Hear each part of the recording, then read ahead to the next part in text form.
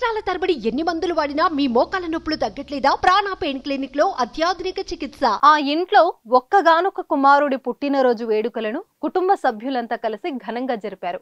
నిండు నూరేళ్లు సుఖంగా ఉండాలని ఆశీర్వదించారు. కానీ వారి ఆశీర్వాదాలు ఎక్కువ రోజులు నిలవలేదు. పుట్టినరోజు జరిగిన కొన్ని రోజులకే ఆ వ్యక్తి ప్రమాదవశాత్తు మృతి చెందడంతో ఒక్కసారిగా ఆ కుటుంబంలో అంతులేని విషాదం నెలకొంది. కడ వరకు చూసుకుంటాననుకునే లోపు ఆ తండ్రి ముందే కన్న కుమారుడు కడతెరిపోయిన విషాద ఘటన ఖమ్మం జిల్లాలో జరిగింది.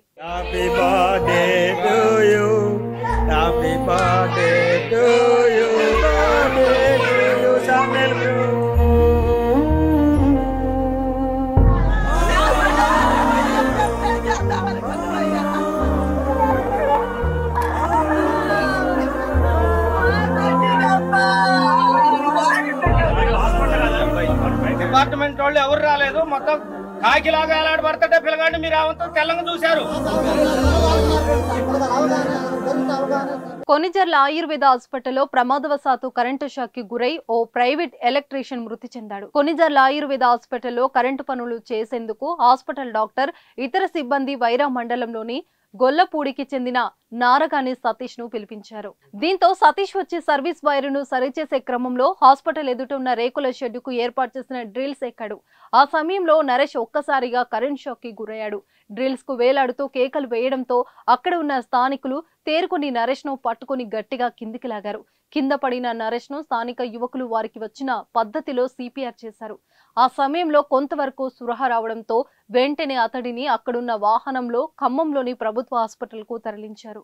యాక్చువల్లీ ఏం జరిగిందంటే నిన్న కమిషనర్ మేడం గారి జూమ్ మీటింగ్ జరిగింది. దాంట్లో ఏంటంటే హాస్పిటల్లో బిల్డింగ్స్ ఏమైనా రిపేర్లు ఉన్నా కూడా ఏమైనా ప్రాబ్లమ్స్ కూడా రెక్టిఫై చేయమని చెప్పి వాళ్ళు అడిగారు. వాళ్ళ ఆదేశానుసారము మా డాక్టర్ సదియా తస్లీం గారు ఎవరైనా తెలిసిన ఎలక్ట్రీషియన్ ఉంటే పిలిపించండి, మన పనులన్నీ చేయించాలని చెప్పి నాకు నిన్న ఆర్డర్ ఇవ్వడం జరిగింది. ఎందుకంటే మెడికల్ ఆఫీసర్ చెప్పాలి కాబట్టి అది నేను కంపల్సరీ నేను ఫాలో కావాలి. ఆ విధంగా ఈరోజు మార్నింగ్ ఈ సతీష్కి నేను చెప్పడం జరిగింది. ఆయన రావడం కూడా జరిగింది. ఆ అబ్బాయి కూడా మొత్తం వచ్చాడు. ఇంతలో అక్కడ ఏంటంటే ఒక షెడ్ ఉంది. ఆ షెడ్ గారు మెయిన్ కరెంటు వైరు కాకుండా వేరే సబ్ వైరు మామూలుగా షెడ్కు ఉండే వైరు కట్ అయి ఉంది.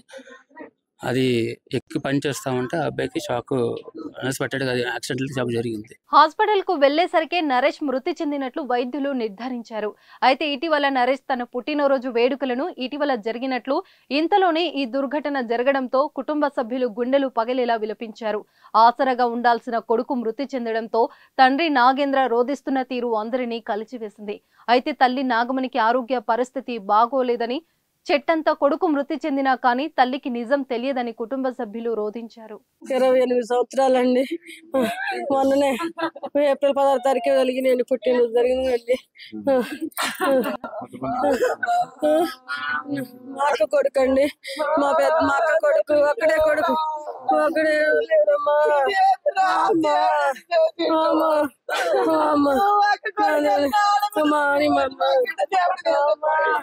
ఒకడే అండి కరెంట్ షాక్ వచ్చింది. ఎట్లా వివరాలు ఏం చెప్పట్లే మాకు ఇక్కడ గవర్నమెంట్ హాస్పిటల్లో జరిగింది.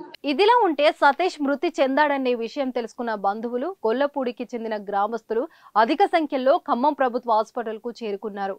అక్కడ నుంచి మృతదేహాన్ని కొనిజర్లకు తీసుకొచ్చి ఆయుర్వేద హాస్పిటల్ ఎదుట ఉంచి ఆందోళన చేపట్టారు. మృతి చెందిన సతీష్ కు వైద్య సిబ్బంది సరైన ప్రాథమిక చికిత్స అందించలేదని, కనీసం ఎవరూ అక్కడకు రాలేదని ఆరోపించారు. స్థానిక యువకులు సిపిఆర్ చేశారే తప్ప వైద్య సిబ్బంది పట్టించుకోలేదని ఆందోళన వ్యక్తం చేశారు.